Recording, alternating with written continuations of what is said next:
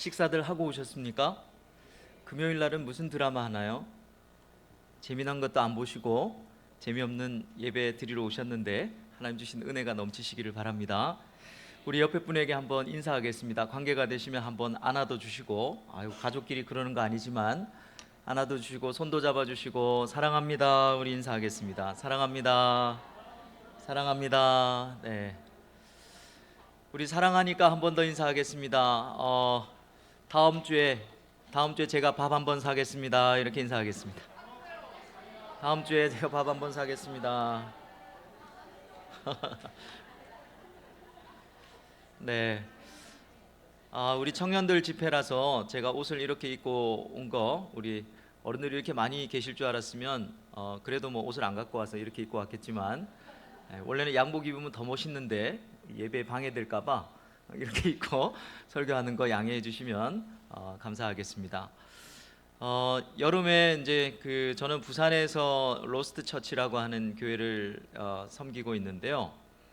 부산에 오셔서 뭐 이렇게 밥 먹을 돈이 없다든지 또 잘 데가 없다든지, 그러면 언제든지 꼭 저한테 부산에 오시면, 우리 목사님 제 전화번호 아시니까, 우리 용준 형제님도 전화번호 아시니까 저한테 꼭 전화하시기를 바랍니다. 그러면 제가 기도해 드리겠습니다. 그러면 제가 거짓말하지 않고 기도해 드릴 테니까 부산에 오시면 꼭, 또 주일날 예배 드릴 데가 없다 그러시면 또 저희 교회도 놀러 오시고, 또 그러시면 제가 반갑게 환대를 하겠습니다. 자, 오늘은 우리가 두 번째로 우리 인생에 있어서 어떻게 마음을 지켜야 되는가에 대해서 같이 한번 말씀을 묵상해 보면 좋겠습니다. 생각하지 않는 것이 죄다라는 그런 말이 있습니다. 이 말이 어디서 나왔는가 하면, 아담이 지은 죄를 생각하지 않은 죄다, 이렇게 얘기를 합니다. 왜 그렇게 얘기를 하는가 하면, 아담이 조금만 생각을 해봤다면 하나님이 선악과를 따먹지 말라고 하셨는데 그 말씀대로 순종을 했을 건데 생각을 하지 않아서 그렇다, 뭐 이런 맥락입니다. 자, 우리 인생을 살아가면서 생각해야 될 때가 참 많죠. 이게 뭐지? 라고 하는 싶은 때가 많습니다. 뭐 예를 들어서 우리 청년들 오늘 수련회니까, 남친이 절대로 여름에 해운대를 못 가게 해요. 그런데 어느 날 비키니를 하나 사줬어. 자, 그럴 때는 어떻게 해야 됩니까? 생각을 해봐야 돼요. 이걸 입고 해운대를 가라는 건지, 입다가 좌절하라는 건지 깊이 생각을 해봐요. 여친이 절대로 배 나온다고 많이 못 먹게 하면서 어느 날 막 곱창에다가 삼겹살에다가 막 해줘.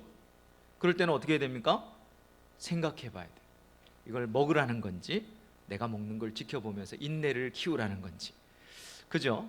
우리 인생에 이렇게 생각해 봐야 될 것들이 참 많습니다. 제가 지금 이제 질문을 하나 할 테니까 그럼 한번 손을 들어 보십시오. 여기 이제 팬더가 있고 침팬지가 있고 여기 바나나가 있습니다. 뭐 아는 분도 계실 줄로 알아요. 관계 있는 것끼리 묻고시오. 자, 팬더랑 침팬지가 관계 있다. 손 내리시고, 나는 팬더랑 바나나가 관계가 있다. 손 내리시고, 나는 침팬지랑 바나나가 관계가 있다. 손 내리시고, 모르겠으니까 빨리 끝내라. 오늘 여기에도 보니까 침팬지랑 바나나가 관계가 제일 많다고 손을 들었네요. 그죠? 근데 사실 이 질문은 제가 한 게 아니고, 시카고 대학의 리차드 리즈먼이라고 하는 교수님이 강의에서 이제 어떤 그 강의를 하는데, 이게 놀라운 걸 하나 발견을 했어요. 똑같은 질문을 했는데 서양 아이들은 동물과 동물이 관계 있다고 손을 드는 거예요. 그러니까 팬더랑 침팬지가 더 가깝다, 이런 뜻이겠죠. 근데 이상하게 동양 애들만 침팬지랑 바나나가 관계가 있다고 손을 드는 거예요. 그래서 서양 애들이 뭐라 그러냐면, 역시 동양의 라직은 판타스틱하다 하면서 막 그렇게 놀렸대요. 근데 사실 우리가 논리가 없는 게 아니죠. 어떤 논리로 여러분들은 침팬지와 바나나가 관계 있다고 손을 들었나? 원숭이 엉덩이는 빨개, 빨간 것은 사과, 사과는 맛있어, 맛있는 건 바나나. 봐요. 우리 어릴 때부터 치밀한 이 구조 속에서, 논리 속에서 우리는 침팬지와 바나나가 관계 있다, 자기도 모르게 손을 딱 들잖아요. 이게 서양 사람들이 보면요, 희한하네 이렇게 되는 거예요. 자, 이런 걸 뭐라 그러냐면 단내리기 효과 이렇게 얘기합니다. 뭐 컨텍스트 이펙션, 맥락 효과. 이게 무슨 말이냐면 이 바다에 배가 하나 떠 있어요. 떠 있는데 돛이 아니라 닻을 이렇게 내리고 있으면 배가 이렇게 좀 뚱뚱 떠다니는 것 같아요. 그런데 어떻습니까? 그 자리에서만 맴도는 거죠. 여러분, 사람은 초기값이라고 하는 닻을 내리고 살아요. 그래서 어떤 사건이나 어떤 사람들을 만날 때 백지장과 같은 상황에서 그 사람을 파악하고 인식하고 수용하는 게 아니라 어떤 초기값에 근거해서 그 사람을 판단하는 거예요. 오늘 목사님이 설교하러 왔는데 여러분들이 멋있다 이런 생각을 했으면 좋겠어요. 그 초기값은 공유 닮았네 뭐 이런 거였으면 좋겠어요. 그것처럼 여러분 이런 걸 뭐냐면 초기값이라 그래요. 신앙생활을 해도 있죠. 목사님이 매주 설교를 하시는데 그 목사님의 말씀을 백지장과 같은 상태에서 수용하는 게 아니에요. 어떤 초기값을 갖고 그 말씀을 해석을 하니까 굉장히 은혜 받았는데 거기서 뺑뺑뺑뺑 맴돌고 있을 때가 참 많습니다. 근데 사실은 성경 말씀이 그런 의미가 아닌 경우도 꽤 많은데 우리가 이미 기독교의 혹은 어떤 그 성경의 초기값이 내 속에 있어서 예수님이 말씀하신 게 그게 아닌데 그냥 그대로 그러려니 하고 본문만 읽으면 20년 교회 다니면요 목사님 설교 결론 다 알아요. 그죠? 기도하라는 얘기구나. 뭐 오늘 이 말씀은 그래도 뭐 광야에서 원망하지 말고 잘 살아라 뭐 그런 내용 아닐까? 여러분 그렇다고 생각하시죠? 맞아요. 기도하고 마치겠습니다. 다 아니까. 근데 그러면 이제 박 목사님께 혼나니까 제가 조금만 더 할 테니까 여러분 같이 한번 생각을 해봤으면 좋겠습니다. 여러분 인생 과거에 대한 여러분들의 생각은 어떠십니까? 여러분들 굉장히 힘들게 했던 그리고 여러분들이 가지 못했던 내 인생 과거에 그때 사업이 쫄딱 망했지. 그때 정말 하나님이 조금만 도와주셨으면 좋았겠는데 왜 그렇게 막으셨을까? 우리에게도 못 간 대학이 있고 또 이루지 못한 사랑이 있고 거절당한 사랑이 있고 그렇습니다. 그죠? 자, 그럴 때 우리는 거기에 대한 묘한 초기값이 있어요. 상처가 있는 것이죠. 어디에 수련회를 갔는데 그 아버지에 대한 사랑을 나누고 있었는데요. 한 자매가 너무 은혜를 못 받는 거예요. 마지막 날에 이제 은혜를 받았는데 그래서 이제 나누었던 이야기가 무엇이냐면 아버지의 사랑에 대해서 목사님이 계속 얘기하는데 자기 육신의 아버지는 어릴 때부터 알코올릭에다가 알코올 중독에다가 막 가정 폭력에다가 하나님이 내 아버지라는 게 도저히 받아들여지지가 않는 거예요. 그러니까 자기 스스로 이게 컨트롤이 안 되는 거죠. 그런 것들이 이제 역기능이라고 그러잖아요. 역기능. 우리에게는 그런 기능들이 많습니다. 부부 관계도 오래 하다 보면요. 저 여자는 항상 그래라고 하는 초기값이 딱 박히면요. 저 남자는 항상 저래라고 하는 초기값이 딱 박히면 그 다음에는 비슷한 상황에 가면 막 자기도 모르게 거품 무는 거예요. 자기도 모르게 힘들어지는 거예요. 몸이 알아서. 그게 정서적으로는 공황장애나 대인기피나 뭐 어떤 과호흡 증세나 이렇게 드러나는 것이죠. 자, 그래서 우리가 오늘 이제 조금 포커스를 맞추고자 하는 것은 무엇인가 하면 우리의 신앙생활에도 이런 게 있을 수 있다. 그래서 이것을 우리가 좀 분간하는 것이 필요하다. 자, 우리는 오늘 본문은 어디쯤에 와 있는가 하면 이스라엘 백성들이 출애굽한 상황에 와 있습니다. 자, 출애굽을 하고 홍해가에까지 갈 때 바로의 군대가 쫓아왔죠.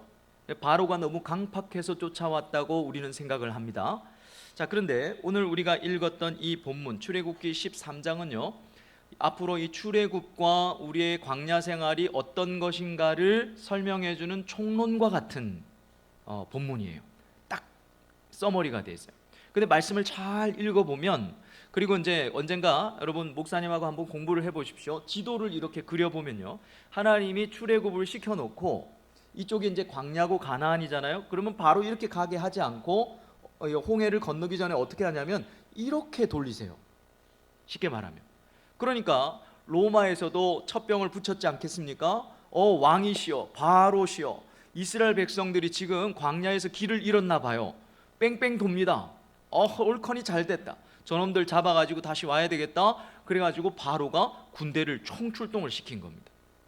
이게 쉽게 말하면 하나님이 바로를 낚으신 거예요. 그죠? 자, 그런 상황에 와 있습니다. 그래서 여러분 이제 오늘 말씀을 좀 나눌 때 좀 우리가 이미지화를 먼저 하고 좀 생각을 할 것은, 출애굽을 한 것은 영적으로 무엇을 상징하는 사건이죠? 우리가 구원받은 사건을 상징하는 거예요. 자, 여러분 기억해 놓으세요. 그 다음에 광야 생활은 뭘까요? 그러면 구원받고 나서 이 땅을 살아가는 우리 인생길이 광야 생활입니다. 물론 그렇게 안 보는 선생님들도 있지만, 우리 목사님은 이렇게 보시는구나, 이렇게 이해해 주시면 좋겠어요. 보편적으로는 다 이렇게 봐요. 자, 그럼 가나안은 뭘까요? 네, 우리가 갈 천국을 상징한다. 하나님 나라를 상징한다. 자, 요 개념을 갖고 한번 설명을 해봅시다. 하나님께서 이제 출애굽을 하게 하셨는데 이 가나안 땅까지가 목적지잖아요. 근데 쉽고 편한 길이 있는데 딱 막아버리세요. 우리 17절을 같이 한번 더 읽어보겠습니다. 17절, 자 시작.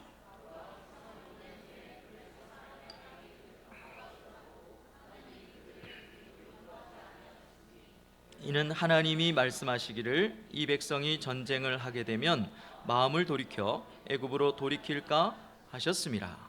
자, 어떤 길로 가는 걸 막으셨어요? 블레셋 사람들의 땅의 길로 가면 여기에 보면 쉽고 가난한 편한 길이에요. 그런데 이 길을 딱 막으셨습니다. 우리는 이 길이 무슨 길인지 독산동에 사는 우리는 잘 몰라요. 그런데 사실 우리가 들어본 땅입니다. 지금도 문제가 많은 이스라엘의 가자 지구, 거기가 바로 이 블레셋 사람들의 땅의 길이고 해변길이에요. 바닷길이에요.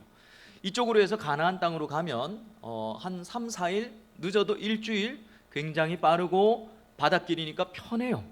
근데 하나님이 이 길로 가는 거를 막으셨대요. 자, 그 이유가 뭐라고 되어 있습니까? 본문에 보니까 백성이 전쟁을 보면 다시 애굽으로 돌이킬까 봐. 자, 이걸 직역하면 하나님의 의지가 더 강하게 들어가 있는데 절대로 애굽으로 못 돌아가게 하려고 이렇게 번역을 해야 돼요. 자, 그러니까 혹시라도 돌아갈까 봐가 아니고 하나님은 아예 애당초 이 길로 가면 애굽으로 돌아가지, 만약에 가서 전쟁을 보게 되면, 전쟁을 하게 되면 겁을 먹고 애굽으로 절대로 못 돌아가도록 하기 위해서. 자, 출애굽한 게 무슨 상황이라 그랬죠? 예, 우리가 죄로부터 죽음으로부터 구원받은 상황이라 그랬습니다. 그런데 다시 돌아가지 못하도록 이 길을 막으셨다는 거예요. 자, 그러면서 대신 주신 길이 18절에 나옵니다. 자, 어떤 길인지 한번 읽으면서 확인해 볼까요? 시작. 백성을 인도하심에 이스라엘 자손이 애굽 땅에서 대열을 지어 나올 때. 자, 대신에 주신 길이 뭐죠? 홍해의 광야길이다. 자, 블레셋 사람들의 땅의 길은 쉽고 편한데 막아버리셨어요. 왜? 혹시라도가 아니라 절대로 못 돌아가게. 그 다음에 대신에 열어주신 길이 이제 우리가 성경에서 만나는 그 홍해의 광야길. 아직 홍해를 건너지 않았어요. 홍해의 광야길입니다. 근데 이게 히브리어로 보면 얌숲이라고 되어 있습니다. 얌숲. 이 얌숲은 근데 원래 의미가 어떤 의미냐면 갈대숲 이런 뜻이 있어요. 그래서 자유주의 선생님들은, 자유주의 학자들은 뭐라 그러냐면 우리가 아는 그 홍해 길이, 홍해 그러니까 큰 바다, 깊은 바다가 아니다. 여기 봐라, 얌숲이라고 되어 있으니까 그냥 건널 수 있는 그냥 무릎 높이, 허리 높이 정도의 어떤 늪이었을 거다, 이렇게 이야기를 합니다. 근데 여러분 그렇게 볼 필요가 없어요. 왜냐하면 열왕기상 9장이나 예레미야 49장 같은 데 보면 똑같은 얌숲을 뭐라고 번역하냐면 홍해, 끝에 바다, 이렇게 번역을 합니다. 자, 그러니까 우리가 생각하는 그 홍해가 맞습니다. 자, 근데 약간 이상한 부분이 18절에 있어요. 그 이상한 부분이 뭘까요? 가르쳐 주지도 않고 어떻게 알아요? 여기 보면 대열을 지어 나오게, 끝에 보면 대열을 지어 나올 때 이렇게 되어 있습니다. 자, 영어 성경 가지신 분들은 이게 어떻게 되어 있냐면 이 대열이라는 말이 armed for battle 이렇게 되어 있어요. 발음은 신경 쓰지 마세요. 은혜 받는데 지장이 있으니까. armed for battle. 그러니까 전쟁을 위한 대형을 지어 나와서 이렇게 출애굽을 하게 하셨다는 겁니다. 이상하죠? 전쟁을 피하게 하신 하나님께서 전쟁을 피하게 하시려고 블레셋 사람들의 땅의 길은 막으셨어요. 그런데 그래서 홍해의 광야길로 가게 하면서 전쟁 대요를 지어서 나오게 했다? 자, 이때 뭐 해야 된다 그랬죠? 생각해야 된다 그랬죠. 이게 여친이 사주는 곱창인지 남친이 사준 비키니인지 생각을 해봐요. 이거 전쟁을 하라는 건지 가라는 건지 말하는 건지 생각을 한번 해봐야 돼요. 자, 이게 왜 중요할까요? 우리에게도 하나님께서 가지 못하게 하신 길이 있거든요. 대학에 떨어지고 사랑에 실패하고, 권사님들은 어떠세요? 그때 그 교회 오빠랑 결혼했으면 내 인생이 바뀌었을 것 같아, 이런 생각 가끔씩 안 하시죠? 물론. 근데 가끔 하시는 저기 다른 교회 권사님들도 계시더라고요. 어떻습니까? 아이고, 그때 우리 남편이 그것만 손 안 댔으면 우리 자녀들 이렇게 힘들게는 안 키웠을 텐데. 여러분, 그런 거 다 있거든요. 그런데 내가 실수고 그랬죠. 내가 공부 안 해서 대학 못 간 거죠. 그런데 여러분, 가만히 인생을 더 살다 보면 전적인 주권이 누구에게 있습니까? 하나님께 있어요. 제가 미국에 있을 때 섬겼던 목사님은 제가 만난 천재 중에 최고의 천재였습니다. 그 할아버지가 우리나라의 최초의 대법관이셨고, 아버지도 대법관이셨고, 그 가문의 유지를 이어서 당신도 고려대 법대를 가셨는데 어떻게 잘못해가지고 예수님을 만나가지고 목사님이 되신, 그래서 가족이 다 이민을 가셨는데 거기서 하버드대를 가셨어요. 하버드대 THM을 석사 과정을 하시면서 하버드대 최초로 동양인 최고 논문상을 받았습니다. 이제 교육자 회의를 하면 이제 이 영어 사역자들도 있었기 때문에 이제 영어로 이렇게 얘기를 하는데요. 목사님은 머리가 너무 비상해가지고 어떤 집에 찰스 집사님 집에 아들이 스티브인데 이러면 원래 스티븐인데 스티브라고 하면 목사님 스티븐이에요.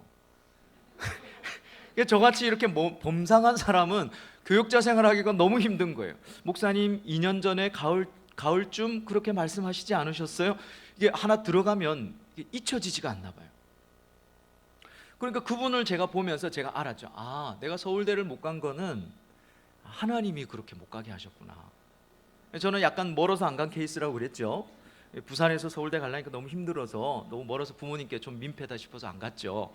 근데 그런 분들을 보니까 이게 피가 다른 거예요. 피가 너무 이렇게 열등감이 느껴지더라고요.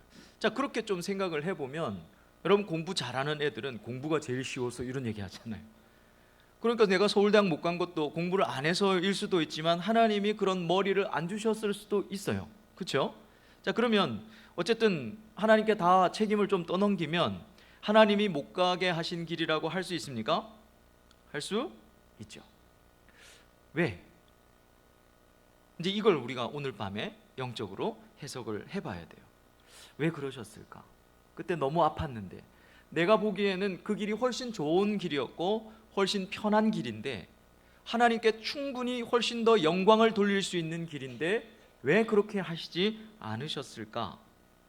여러분, 그래서 하나님께서 가지 못하게 하신 그 수많은 길들에 사실은 성도들의 마음 가운데 모종의 하나님을 향한 섭섭함과 상처와 원망이 있다는 걸 제가 압니다. 자, 못 가게 하신 이유가 도대체 뭘까? 애굽으로 절대로 못 돌아가게 하시려고. 자, 그 말은 뭡니까? 만약에 여러분 우리가 그 길로 안 가서 모르지만, 만약 그 길로 갔다면 우리의 구원이 흔들릴 수 있었을 겁니다. 우리는 모르죠. 그죠? 자, 그러니까 내가 볼 때는 훨씬 좋아 보이고 훨씬 빠른 길임에도 불구하고 내가 그 길로 갔다면 내 구원이 빼앗길 수도 있는, 내가 구원 못 받을 수도 있는, 구원이 흔들릴 수도 있는 그런 일이 있을 수 있었던 것이죠. 그리고 두 번째는 결과적으로는 더 좋은 다른 길이 있었기 때문입니다. 그것은 어떤 길입니까? 홍해의 광야 길이었죠. 여러분, 한번 생각해 봅시다. 전쟁을 피하도록 블레셋 사람들의 땅의 길을 못 가게 하셨는데 광야길에 전쟁이 없었습니까? 눈만 뜨면 전쟁이었어요. 못 가게 하고 뒤에 처진 이 부녀자들과 늙은 사람들과 소아들을 와서 막 공격하고 또 도망가고, 어디에는 이 땅으로 못 지나가게 하고, 정면으로 막 아말렉 사람들하고는 붙고, 나오자마자 전쟁이었단 말이죠. 자, 그러니까 전투를 위한 대형을 지어 나오겠다. 무슨 말일까요? 그 말은 지금은 전쟁을 못하지만 전쟁을 하기 위한 준비를 시키는 시간이 필요했고 훈련하는 기간이 필요했다라는 뜻입니다. 맞습니까? 여러분, 출애굽은 뭘 의미한다 그랬죠? 구원입니다. 구원받고, 여러분 잘 생각해 보십시오. 구원을 받고 나서 우리가 걸어가야 하는 길은, 여러분, 우리가 하나님 나라를 위해서 전쟁을 해야 되는 길이라는 거예요. 그러니까 초신자들에게는 우리가 많은 이 업무를 맡기지 않죠. 왜? 시험 들까 봐. 왜? 영적으로나 또 준비가 되어 있지 않으니까. 이스라엘 백성들도 마찬가지였습니다. 하나님 나라를 이룰 정체성과 비전이 없었기 때문에, 아직 준비가 되어 있지 않았기 때문에 하나님은 그들의 전쟁하지 못하도록 막으신 길이에요. 자, 그러므로 여러분, 우리가 구원을 받고 지금 걷고 있는 이 인생길은 산들바람 부는 자작나무 숲길이 아닙니다. 올레길도 아니고요, 갈매길도 아니에요. 여러분, 우리가 지금 걷고 있는 이 길은 광야길입니다. 그래서 인생 광야입니다. 눈만 뜨면 목마르고요, 까딱하면 죽을 수 있고요, 밤에는 춥고요, 필연 생사가 오가는 그런 광야길을 가고 있는 거란 말입니다. 구원을 받았는데 하나님이 살아계시면 어떻게 그럴 수 있나 싶지만, 여러분, 제가 목사로 살아가면서 받은 많은 질문 가운데 하나가 뭐냐면, 목사님, 제 인생에는 왜 이렇게 인생의 굴곡이 많을까요? 왜 이렇게 제 인생은 눈물 흘릴 일이 많을까요? 하나님의 뜻이 있겠죠 하면서도, 제가 뭘 어떻게 알아요? 그럼 같이 울고 같이 그냥 위로하면서 걸어가는 거죠. 그러나 여러분, 사랑하는 청년 여러분, 목사님 말씀에 인생이 광야길이라고 했으니까 이제는 왜 이렇게 힘든지 모르겠어요 라고 하는 말은 안 해도 돼요. 왜? 원래 힘들다고. 예수 믿고 나면, 그래서 많은 사람들은 착각합니다. 예수 잘 믿고 새벽기도 빠지지 않고 11조 꼬박꼬박 잘하고 주일 성수 잘하면, 내가 신앙생활 열심히 하면 내 인생에 하나님께서 나를 정말로 어여삐 여기셔서 축복하시고 복을 주셔서 산들바람 부는 갈매길로 가게 하실 거라고 생각하지만, 그건 신앙이 아닙니다. 하나님은 우리를 인생 광야길로 가게 하시는 거예요. 여러분, 출애굽을 시키신 목적이 뭐죠? 가나안에 가게 하려고 하나님은 한 번도 그렇게 설명하신 적이 없어요. 잘 보십시오. 뭐라고 얘기하셨냐면, 내가 너희들을 왜 출애굽을 시켰는지 아니? 그건 광야에서 너희들이 나를 섬기게 하려 함이라. 광야에서 우리가 열심히 하나님을 섬기다 보면 이 가나안이 우리에게 결과로 주어지는 거예요. 여러분, 우리를 구원하신 목적은 천국 가기 위해서가 아닙니다. 꽤 많은 성도들이, 오늘날 그리스도인들이 예수 믿는 이유를 천국 가기 위해서라고 착각을 해요. 주님은 그렇게 말씀하시지 않았습니다. 이 땅을 살아가면서 나와 동행하는 것이고 복음을 전하는 것이고, 그렇게 살아가다 보면 결과적으로 우리에게 하나님 나라가 주어지는 것이라고 말씀하고 있는 것이죠. 자, 그렇기 때문에 여러분, 우리의 인생 광야길에는 우리를 훈련하시는 거리들이 그렇게 많은 거예요. 눈물 흘릴 일이 많고요, 괴로움이 많습니다. 필연적으로 시험이 계속됩니다. 여러분, 우리 한번 따라서 할까요? 구원만 받아서는 아무짝에 쓸모가 없다. 구원만 받아서는, 여러분, 이 땅에서 하나님께서 나를 통해서 하시려고 하는 일이 있는데 아무짝에도 쓸 수가 없어요. 그래서 하나님은 뭐 하실까요?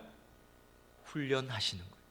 때로는 거절당하게 하시고, 속임당하게 하시고, 또 반복적으로 물질의 훈련을 경험하게 하시고, 여러분, 이런 것들이 다 뭐냐면 하나님의 훈련입니다. 이 훈련을 통해서 뭐 하게 하시는 거예요? 이 영적인 전쟁을 잘 해나갈 수 있도록 하시는 것이죠. 여러분, 훈련이 너무너무 필요합니다. 저는 군에 있을 때 군에를 갔는데 이 조교로 가게 됐어요. 근데 그냥 일반 조교는 아니었고, 그 장교들이 오면, 소위를 인간하고 오면 이 공격 전술, 방어 전술 뭐 이런 것들을 가르치는, 그 장교들을 가르치는 조교였어요. 자, 그런데 이제 거기서 이제 하면 저는 이제 공격 전술을 가르치는 조교로 이렇게 빠졌어요. 그래서 잘 이제 훈련을 하고 나면 육사, 뭐 학사, 학군, 여군, 뭐 삼사 다 들어와서 훈련을 하고 나면 이제 쉬는 시간이 있거든요. 쉬는 몇 달이 있어요. 그러면 쉬는 줄 알았는데 쉬는 게 아니라 영화를 찍는 부대였습니다. 그래서 예비군 형제들, 청년들 예비군 가면 비 오면 뭐 틀어줍니까? VTR 같은 거 틀어주죠. 그걸 촬영하는 부대가 저희 부대였어요. 그런데 그때는 이제 그 6.25 때나 이럴 때 우리 어른들 어떻습니까? 뭐 배달의 기수 이런 거 늘 틀어줬죠. 그런 것도 찍었습니다. 그러니까 갔더니 제가 이등병 때 이제 그 영화를 찍는다고 해서 이제 끌려갔죠. 또 얼굴도 반반하고 하니까 끌려갔다고 저는 믿습니다. 저한테 주신 첫 번째 배역이 뭐냐면 괴뢰군 소대장 역할이었어요. 가자마자 괴뢰군 복장을 입히고 감독님이 저보고 대사를 하나 주더라고요. 날래 날래 공격하라고. 이게 제 첫 번째 대사였습니다. 근데 이게 군에서 영화를 찍으니까 그냥 뭐 날래 날래 공격하라고, 여러분 뭐 이 대사 받으면 뭐 어떻게 하시겠어요? 한두 번 연습하면 금방 하죠. 이거 무슨 뭐 영어도 아니고. 그러면서 두 바퀴 돌고 총 맞으면 두 바퀴 돌고 죽으래. 옆에서 다 죽고 나면 알았다고 그러고. 근데 군에서 하니까 이 선임병들이 계속 훈련을 시키는 거예요. 그래서 저는 한 달 내도록 날래 날래 공격하라 하고 막 두 바퀴 돌고 죽고, 야 기병 해방 그러면 저기서 오다 네 알겠습니다 날래 날래 공격하라 하고 또 거기서 두 바퀴 돌고 툭 소리 가자 뭐 이러면서 한 달 동안 그거를 했어요. 그리고 이제 영화 촬영이 됐죠. 그 엄청난 연습을 하고 하니까, 그래서 이제 날래 날래 공격하라 하고 이제 총 맞고 두 바퀴 돌고 죽었어요. 감독님이 컷. 너무 잘했어. 그때부터 제가 영화배우 출신 목사라고 좀 소개해주면 좋겠다 이렇게 얘기를 합니다. 그러면 어때요? 그거 하나 하는데도 군에서 하는 거 보니까 그렇게 훈련을 시켜요. 입에 단내가 나도록 훈련을 시키는데, 하물며 여러분, 우리가 구원받고 이 땅의 인생을 살아가는데 하나님의 전투를 하는데 훈련 없이 할 거라고요? 그거는 안 되죠. 그래서 하나님은 우리에게 인생에 참 눈물 흘릴 일이 많고 속상할 일이 많고 자다가도 벌떡 일어나가지고 어떻게 나한테 그럴 수가 있어, 이런 일들이 자꾸 생기는 거예요. 자, 그러면 이런 인생길 위에서 우리가 어떻게 마음을 지켜야 되는가? 두 가지가 있는데 이 유념할 걸 여러분 꼭 기억하시기를 바랍니다. 자, 첫 번째는 무엇인가? 요셉의 유고를 가지고 이 인생 광야길을 걸어가야 돼요. 자, 이게 무슨 말이냐? 요셉의 유고를 왜 가져야 되냐? 우리 19절을 같이 한번 읽어보겠습니다. 19절 자 같이 시작.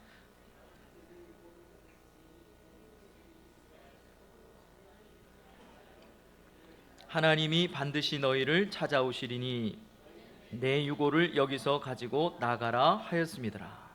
자, 모세가 이 요셉의 유고를 가지고 나간 이유가 뭘까요? 사사기에 나오는 것처럼 무슨 뭐 나귀 턱뼈로 몇천 명을 죽였다는데 그런 전쟁 도구였을까요? 아니면 이 요셉의 유고를 취해서 나가면 이게 영적인 리더십을 막 인정받는 그런 부적과 같은 걸까요? 그것도 아니면 마른 하늘에 우산 챙겨가는 것일까요? 그것도 아니면 자매들이 젖은 머리에 조금 마음이 있는 오빠에게 잘 보이기 위해서 들고 오는 텀블러? 교회 올 때? 그런 걸까요? 자, 왜 이 요셉의 유고를 들고 가라고 했을까? 요걸 이제 우리가 해석할 수 있어야 돼요. 히브리서 11장 22절에 요 장면을 이렇게 설명을 합니다. 히브리서 11장 22절 제가 읽겠습니다. 믿음으로 요셉은 임종시에 이스라엘 자손들이 떠날 것을 말하고 또 자기 뼈를 위하여 명하였으니, 자, 뭐로 이렇게 했다는 거예요? 임종시에 믿음으로. 그러니까 임종시에 내 뼈를 가지고 나가라, 이게 믿음으로 그렇게 했다는 겁니다. 자, 임종시니까 요셉이 죽을 때 유언을 했다는 거죠. 요셉이 죽는 장면이 어디에 있습니까? 창세기 50장에. 그때 읽어보면 요셉이 똑같은 말을 두 번 하면서 유언을 두 번 반복합니다. 그게 뭐냐면 나는 죽으나 하나님이 너희를 돌보실 거야.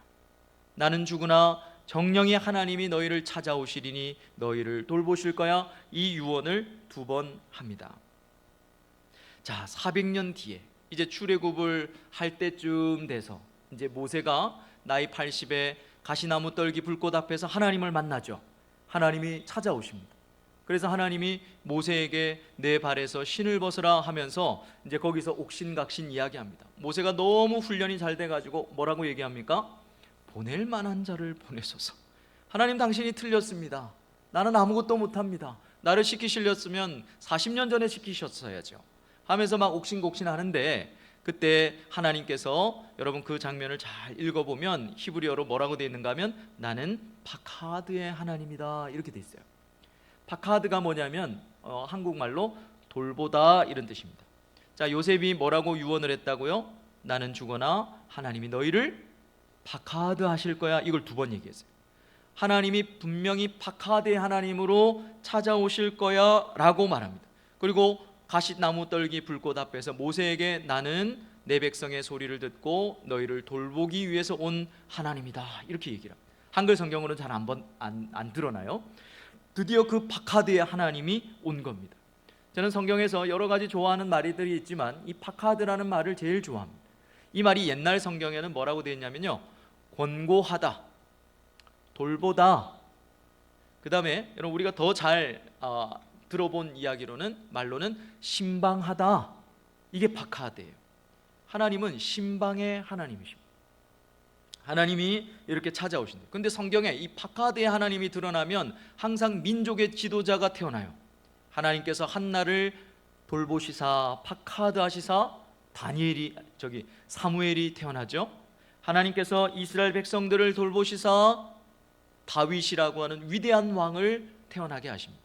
하나님께서 또 신약에는요, 마리아를 파카드 하시사 예수 그리스도가 탄생하는 겁니다. 여러분, 오늘날 한국교회가 어른이 없다는 얘기를 합니다. 이럴 때 여러분, 우리에게 민족의 지도자, 영적인 지도자가 필요하겠죠. 이럴 때 정말 파카드의 하나님이 필요한 때를 우리는 살고 있는 겁니다. 자, 이 요셉의 유고를 취한다는 것은요, 무슨 말이냐면 파카드의 하나님을 붙들었다는 거예요. 여러분, 출애굽이라고 하는 게 이게 말이 출애굽이지 수백만 명이 노예로 살던 사람들이 정말로 어떤 전쟁도 치르지 않고 독립을 하는 이 사건이 가능할까요? 불가능하죠. 상식적으로 말이 안 됩니다. 그렇죠? 자, 그런데 이 일을 하나님이 하셨다고 믿는 거예요. 자, 그게 뭐냐면 요셉의 유고를 취한 겁니다. 출애굽이 하나님의 방식으로 신방으로 시작되었고, 그래서 결국은 이 파카드의 하나님으로 말미암아, 돌보심으로 말미암아 이루어질 것을 믿습니다. 이게 뭐냐면 요셉의 유고를 취한 겁니다. 여러분, 요셉의 유고는 그러므로 우리에게 적용하면 하나님의 약속의 말씀이에요. 여러분, 이 인생 광약길을 걸을 때 2가지가 꼭 필요한데, 죽었다 깨어나도 이거는 갖고 가야 돼. 스펙 필요 없고요, 학벌 필요 없고요, 이 뭐 노후 대책 다 필요 없어요. 다 필요 없는 건 거짓말이고 좀 필요하죠. 그런데 이 인생 광약길을 사는데 우리가 꼭 붙들어야 되는 건 뭐냐면 하나님의 약속의 말씀입니다. 이게 붙든다는 게 어떤 의미냐면, 하나님이 나를 뭐 하셨어요? 구원하셨죠. 그런데 여러분들은 어떻게 생각하십니까? 내가 이 구원의 길을 끝까지 갈 수 있을까요? 없을까요? 저는 목사로 여러분들보다 어쩌면 더 열심히 신앙생활을 했는지 모르겠습니다. 물론 저보다 더 훌륭한 믿음의 선배들도 계시고 우리 사랑스러운 젊은이들도 있을 거예요. 그런데 저도 주를 위해서 죽으려고 작정한 인생을 살았습니다.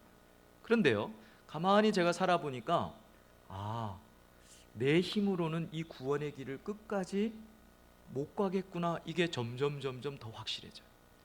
여러분, 바울은 뭐라고 그랬습니까?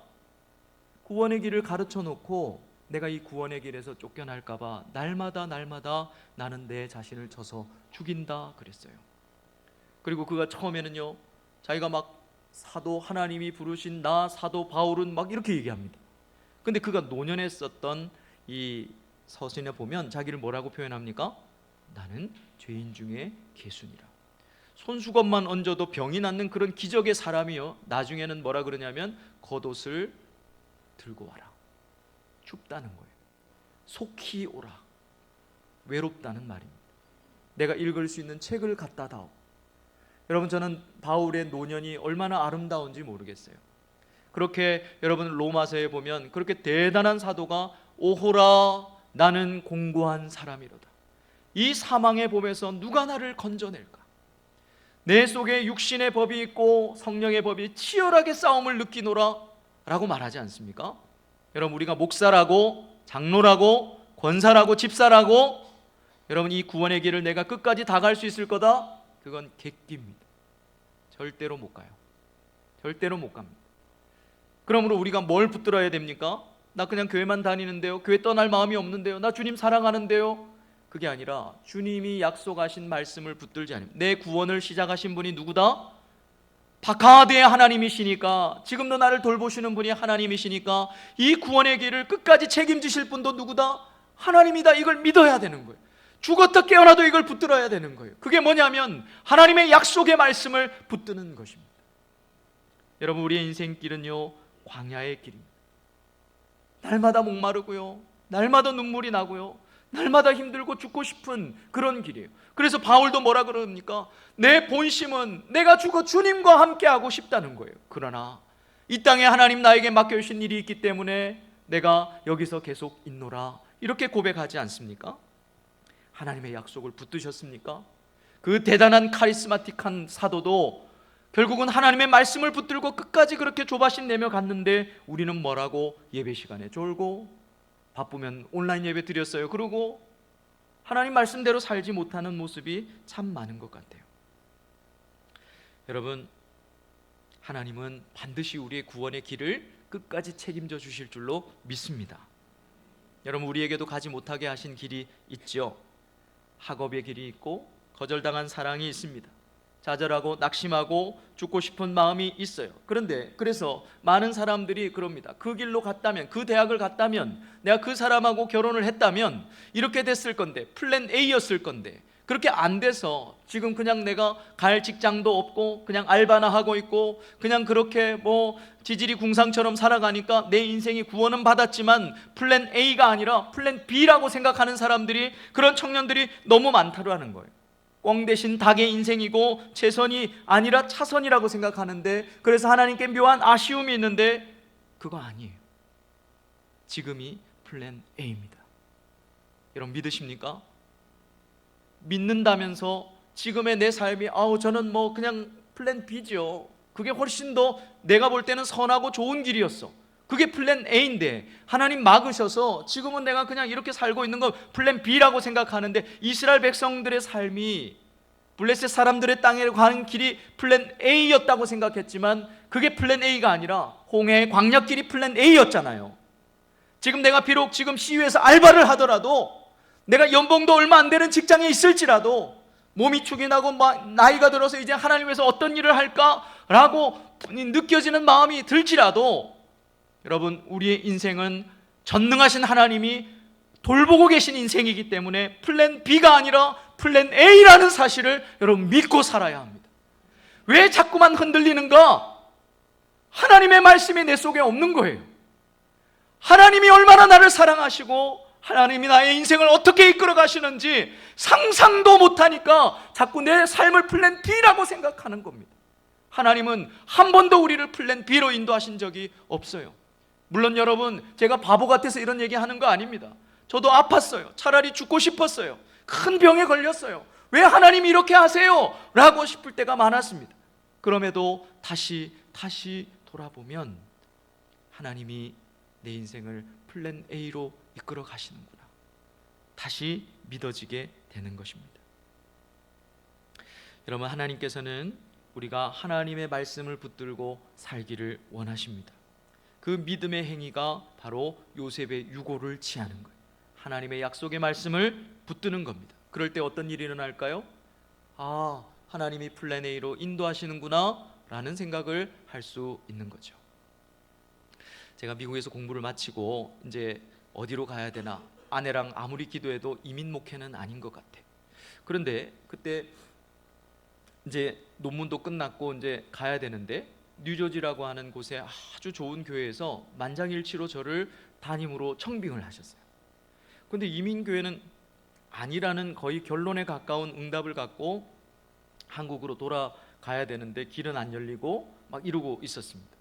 그래서 하나님께 몇 달을 기도했어요. 그런데 아무리 하나님 뜻이 뭡니까 이렇게 기도했는데도 하나님 뜻 가르쳐 주시지 않는 거예요. 어느 날 예배를 저기 뒤에서 앉아서 드리다가 담임 목사님 말씀을 듣다가 성경에 하나님 뜻이라는 게 뭐가 있을까? 갑자기 그런 생각이 들어요. 그래서 제가 갖고 있는 성경 프로그램을 가지고 하나님의 뜻 하고 딱 쳤어요. 그랬더니 여러분, 놀라운 것은 하나님 말씀, 하나님의 뜻이라고 하는 성경에 이 구절들이 쫙 나오는 거예요. 물론 뭐 저만 놀라운 거겠지만, 그래서 제가 마음에 너무 죄송한 거야. 성경 말씀에 하나님의 뜻이 이렇게 많은데 나는 하나님의 뜻을 구하고 있으니까 지금 이제 어디로 갈까요? 뭐 무슨 마치 부채도사 같이 하나님 인도해 주세요 이렇게 하고 있었던 거예요. 그래서 하나님 뜻이 뭔가 하고 하나부터 쫙 다 읽었습니다. 그러다가 한 말씀에 한 구절에 팍 꽂혔는데요. 그게 뭐냐면 데살로니가전서 4장 3절 말씀에 하나님의 뜻은 이것이니 너희의 거룩함이니라. 나를 향하신 하나님의 뜻이 거룩함이래. 그래서 저는 그건 별로 중요하지 않았어요. 어디로 갈지를 얘기하시라고요. 뭐 이런 느낌이었단 말이죠. 하나님께 회개 기도를 하고 이 거룩을 묵상하는데, 여러분 하나님께서 이 거룩을 얘기하실 때 우리에게 조폭어법을 쓰십니다. 물론 제가 지어낸 얘기라서 이게 조폭어법이 뭐냐면, 하나님이 거룩을 우리에게 거룩을 말씀하실 때 어떤 맥락으로 얘기하시냐면 내가 거룩하니 너희도 거룩해라. 이런 폭력적인 말이 어디 있어요? 내가 거룩하니 너희도 거룩해라. 이 말은 무슨 말이냐면요, 나만큼 거룩해야 거룩한 거지 나한테서 0.0001 모자라면 그건 거룩한 거 아니다, 이런 뜻입니다. 기준을 당신을 잡아놓고 우리 보고 거룩하래. 여러분 이게 가능할까요? 불가능할까요? 여러분 우리는 이미 불가능합니다. 왜냐하면 복이 되라 하면서 만드셨는데 죄가 돼버렸거든요. 그리고 아담의 자손으로 태어나는 모든 사람은 죄 덩어리로 태어나는 거예요. 내가 죄를 지어서 죄인이 아니라 그랬죠. doing의 문제가 아니라 being의 문제라 그랬습니다. 자, 그러니까 이건 불가능한데 왜 이런 말씀을 하셨을까? 제가 해석을 못 하겠는 거예요. 그러다가 여러분 이 말씀을 원문으로 들여다보는데 여기에 내가 거룩하니 할 때는 동사가 없어요. 그리고 너희들은 거룩하라 할 때는 동사가 있습니다. 자, 그 말은 무슨 말이냐면 거룩의 문제는 얘들아 doing의 문제가 아니란다, 이런 뜻이에요. 너희들이 아무리 노력해도 거룩해진다 안 된다? 안 된다는 뜻입니다. 그런데 그러면 이걸 뭐 하려고 이렇게 하시나? 이런 생각이 들었는데, 너희들은 거룩해라 라고 하는 말이 히브리어의 미완료형으로 되어 있어요. 어렵지 않습니다 여러분. 미완료형은 딱 두 가지 의미만 기억하면 돼요. 첫째 반복, 둘째 약속. 제가 머리를 한 대 탁 얻어맞은 것 같았어요. 너무너무 감사하고 너무너무 은혜가 됐습니다. 무슨 말이냐면 너희들은 거룩해라, 이 말이 미완료형으로 됐다는 말은 너희들이 거룩을 실패할 거야. 아무리 노력해도 또 넘어질 거야. 그럼에도 절대 포기하지 마. 반복해서 해야 돼. 하나님 이건 죄가 맞습니다. 거룩하게 살 수 있게 해주십시오. 다시 하나님의 말씀을 붙듭니다. 이렇게 살아라는 거예요. 그러면 내가 죽음의 강을 건너는 그 순간에, 혹은 내가 이 땅의 모든 역사를 끝내고 종말에 재림하는 그 순간에 내가 너희들에게 나의 완벽한 의를, 거룩을 너희들에게 줄게 라는 약속을 하셨다는 뜻입니다. 여러분 이것이 우리가 하나님 앞에 붙들어야 하는 하나님의 뜻인 거예요. 여러분 인생을 어떻게 살아야 될지 잘 모르겠습니까? 무엇을 위해서 기도하고 계십니까? 하나님의 뜻이 뭔가요? 하나님의 뜻은 이것이니 너희의 거룩함이니라. 우리가 하나님 앞에 정결하게 살아가다 보면 하나님께서 역사를 이루실 줄로 믿습니다. 자, 두 번째는요, 구름과 불기둥과 함께 해 주신대요.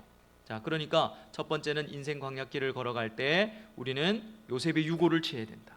두 번째는요, 불, 구름, 기둥과 함께 해야 된다, 이겁니다. 여러분 잊지 마십시오. 21절, 22절에 구름, 기둥, 불 기둥으로 보호하시는데 사실은 민수기 9장에 보면 이 기둥은 하나의 기둥입니다. 낮에는 아마 구름으로 이렇게 기둥같이 되어 있었을 거고, 밤에는 이 기둥 같은 불에, 이 구름에 막 불이 번쩍번쩍해서 따뜻하게 해줬다는 그런 의미로 이해하시면 돼요.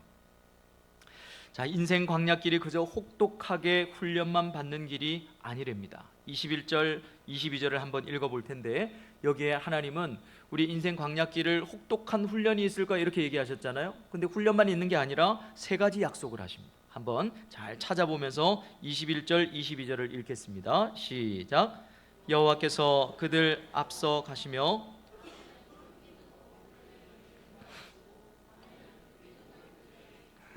낮이나 밤이나 진행하게 하시니 낮에는 구름 기둥 밤에는 불 기둥이 백성 앞에서 떠나지 아니하니라. 자, 세 가지 약속을 찾으셨습니까? 첫째, 앞서 가시고 우리의 인생길을 앞서 가 주시겠대요. 둘째, 보여 주시겠대요. 어디로 가야 될지. 셋째, 절대로 떠나지 않으시겠대요. 여러분, 이 약속의 상징이 뭡니까? 불, 구름, 기둥입니다. 자, 그러면 불, 구름, 기둥이 뭘 상징하는가? 구약에서 구름과 불은 뭘 상징하죠? 하나님의 임재를 상징합니다. 아셨죠? 자, 신약에서는 어떻게 묘사되고 있을까요? 오순절 성령이 임하시는 날에 어떻게 보였죠? 불의 혀와 같이. 그러니까 불을 보면 어때요? 불이 낼름낼름 거리잖아요. 그 혀가 중요한 게 아니고 핵심이 아니고, 그래서 막 저기 오순절 운동하시는 분들 그 이제 불의 혀와 같으니까 그 막 마치 방언이 이렇게 해석을 하는데 그거는 넌센스입니다. 이 핵심은 혀가 아니고 불이에요. 그러니까 불같이 임했다 무슨 말입니까? 하나님의 그 구약의 불과 구름과 같이 하나님의 임재가 임했다, 그런 상징이란 말이죠. 자, 그러면 여러분 한번 생각해 보십시오. 우리 인생길에 앞서 가시고 갈 길을 보여주시고 절대로 떠나지 아니하시는 분이 누구시죠? 성령님이시죠. 맞죠? 예. 여러분, 교회 강단에서 목사님이 질문하는 것은요, 세 개 중에 하나예요. 답이 하나님, 예수님, 성령님. 세 개 중에 하나니까 모르면 그 세 개 중에 하나 찍으시면 돼요. 어떤 주일학교에서 선생님이 여러분 가을에 도토리를 입에 가득 물고 뒤에 줄무늬가 있는 게 뭐죠? 그랬더니 주일학교 열심히 다니는 어떤 애가 하나 손을 탁 들더니 선생님, 제 생각에는 다람쥐 같은데 답은 예수님이죠? 이렇게 얘기를 했대요. 우리 주일학교 교육의 문제죠. 그러나 여러분, 확률이 높습니다. 성령님 30%는 돼요. 맞아요, 성령님이. 그러니까 구약의 여러분, 불, 구름, 기둥은 무엇을 상징한다? 성령님을 상징합니다. 자, 그러니까 우리의 인생 광야길은, 우리가 걸어가고 있는 이 길은요, 성령께서 주도하시는 전쟁길이에요. 그렇죠? 이 전쟁을 뭘로 치러야 되겠습니까? 성령으로 치러야 되는 거죠. 성령의 앞서가심, 성령의 보여주심, 절대로 떠나지 아니하시는 함께하심을 체험하면서 이 전쟁을 치러 가야 합니다. 여러분들의 성품으로 하는 게 아니에요. 여러분들의 직분, 여러분들의 어떤 신앙의 경력으로 하는 게 아니라 내 속에 계신 성령으로 이 인생 광야의 전쟁길을 걸어가야 하는 겁니다. 무엇 하면서요? 말씀을 통해서. 자, 그러니까 보십시오. 이 인생 광야길에서 우리가 마음을 지키려면 반드시 두 가지가 있어야 된다. 그게 뭐죠? 첫째, 말씀, 요셉의 유골. 둘째, 성령님, 불, 구름, 기둥. 자, 말씀과 성령 없이는 우리 인생 끝까지 못 걸어간다는 뜻이에요. 에베소서 6장 17절에 이런 말씀이 있죠. 성령의 검이 뭡니까? 성령의 검, 곧 하나님의 말씀. 그러니까 성령이 사용하시는 검이 아니고 검이 바로 하나님 말씀이다, 그 말입니다. 그러니까 여러분, 하나님의 말씀은 우리가 들고 휘두르는 검이 아니에요. 사람이 하나님의 말씀을 들고 휘두르면 정죄하고 판단하고, 이 죄인아 네가 무슨 대학부 회장 주제에 말이야, 새벽 기도도 안 나오고 말이야, 뭐 이렇게 막 휘두는 거예요. 근데 성령께, 우리 속에 계신 성령께 이 말씀이 붙들림 바 되고 성령이 이 말씀을 휘두르기 시작하면요, 내 속에 죄가 도려집니다. 병이 낫는 역사가 일어나고 우리 공동체를 망가뜨리는 모든 가십과 더러운 것과 부정적인 것들이 다 도려짐을 당하는 거예요. 근데 이 말씀을 사람이 들고 막 휘둘기 시작하면 여러분, 상처받고 싸우고 정죄하게 되는 것입니다. 그러므로 결과적으로 성령과 말씀으로 가는 길이 뭘까요? 인생 광야길입니다. 자, 그러면 성령과 말씀으로 하나 하는 게 더 있어요. 그게 뭘까요? 성령과 말씀으로 하라고 가르쳐 주신 거. 요한복음 4장 24절에 하나님은 영이시니 예배하는 자가 영과 진리로 예배할지니라. 여기서 영은 뭡니까? 성령. 진리는 말씀. 자, 무슨 말이겠습니까? 우리는 예배를 성령과 진리로 드려야 된다는 사실을 주님이 말씀하셨어요. 때가 되면 하나님을 아버지라고 여기는 백성들이 하나님께 성령과 말씀으로 예배할 때가 온다. 여러분, 우리의 인생길이 막막할 때가 있죠. 어떻게 살아야 될지 모르겠어요. 근데 그 힌트가 어디에 있냐면 예배에 있습니다. 인생은 예배처럼 사는 것입니다. 여러분들이 예배를 어떻게 드리는지 모르겠어요. 여러분, 오늘 보니까 뒤에서 보니까 너무 아름다워요. 우리 청년들 막 진짜 천사같이 예배를 드려요. 물론 삶은 어떻게 사는지 모르겠지만 어쨌든 나와서만이라도 천사니까 다행이에요. 여기 나와서 막 악마같이 하면 너무 힘들잖아요. 여러분, 우리의 인생은 예배만큼 가는 겁니다. 여러분들의 예배의 태도는 어떻습니까? 너무너무 아름다우세요 지금. 거짓말 안 하고 너무너무 행복해 보이시고, 말씀을 들을 때 여러분들의 그 눈빛이나 뭐 마스크에 가려서 다는 모르겠지만 여러분 참 눈이 이렇게 원래 작은지 원래 작아지시는지는 잘 모르겠지만 막 너무 좋아서 이렇게 작아지시는 거겠죠. 여러분, 하나님 말씀을 들을 때, 예배를 들을 때 여러분들이 그렇게 하는 모습이 여러분들의 인생으로 가는 것입니다. 여러분, 이 사실을 꼭 잊지 마십시오. 인생이 고달플 때, 오리무중에 빠질 때 내 인생은 비극적으로 끝날 거야, 절대로 그렇지 않습니다. 하나님은 우리의 인생의 끝을 붙들고 계시거든요. 절대 이겼다 졌다 난 끝이다 이번 생은 걸렀어 그런 얘기하면 안 돼요. 하나님은 우리의 인생의 끝을 붙들고 계셔서 결국 우리의 인생의 끝은 어떻게 끝날까요? 아멘으로 끝납니다. 할렐루야. 할렐루야가요, 여러분, 우리가 마지막 호흡을 할 때 이 한마디 고백하고 주님 앞에 서시면 돼요. 우리의 인생 결론은 할렐루야입니다. 그래서 저는 예배 때마다 할렐루야를 선포하기를 좋아하고, 그래서 그냥 너무 식상해서 아멘 이래요. 근데 그게 너희들의 인생의 결론이야? 성도님, 우리의 인생의 결론이 할렐루야예요. 하나님을 찬양하라, 그거밖에 안 남는다고요 하면서 막 이렇게 예배를 막 쪼우죠. 여러분, 예배만큼 가실 겁니다. 예배만큼 여러분들의 인생이 가실 겁니다. 성령과 진리로 예배하실 수 있기를 바랍니다. 말씀을 정리하겠습니다. 우리의 인생은 가지 못한 길이 많았습니다. 그리고 앞으로도 어쩌면 어떻게 저 사랑스러운 것이 저렇게 됐을까, 이런 생각이 드는 참 서럽고 힘들고 아픈 길이 많을 거예요. 왜요? 인생은 원래 광야 길이라서 그렇습니다. 그때는 여러분, 우리가 분주한 걸 좀 내려놓고요, 생각해야 될 때입니다. 뭘 생각해야 될까요? 이유가 있어요. 그 길로 가면 내 구원이 흔들릴 수 있었기 때문에, 그리고 더 좋은 플랜 A의 길이 있기 때문에 하나님이 이렇게 하시는 걸 거야, 이렇게 생각하는 거예요. 그리고 이 인생길을 갈 때 꼭 두 가지를 갖고 가라 하셨지. 자, 우리 해볼까요? 첫째, 하나님의 말씀, 하나님의 뜻. 나를 향하신 하나님의 뜻 지금 갖고 계십니까? 오늘의 뜻, 내일의 뜻까지 생각 안 하셔도 돼요. 오늘 하나님 지금 이 순간에 나에게 뭘 원하시는가, 늘 그걸 붙들고 가십시오. 그리고 두 번째는요, 성령을 붙들고 가는 겁니다. 그러므로 말씀 사역은 곧 성령 사역은 곧 말씀 사역이죠. 그래서 성도는 성령으로 충만한 삶밖에는 살 방법이 없어요. 우리는 옵션이 없습니다. 에베소서에 보면 성령으로 충만하라, 충만을 받으라 이렇게 돼 있죠. 옛날 성경에는 성령 충만을 받으라 이렇게 돼서 좀 오해를 하고 있지만 더 잘 번역이 된 겁니다. 여기서 의로라는 말은 도구를 나타내는 말이에요.